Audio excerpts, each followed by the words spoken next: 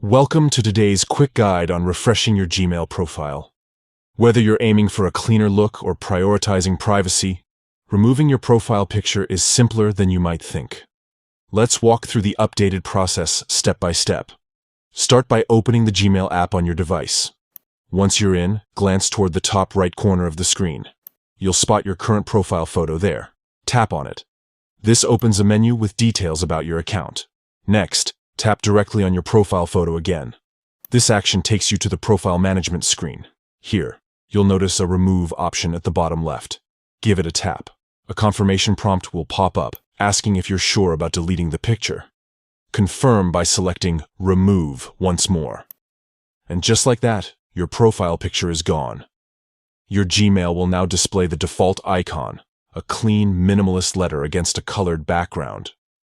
Keep in mind, this change syncs across Google services linked to your account, so expect consistency everywhere. For those wondering about timing, updates usually reflect within moments, though it might take a short while for all devices to sync.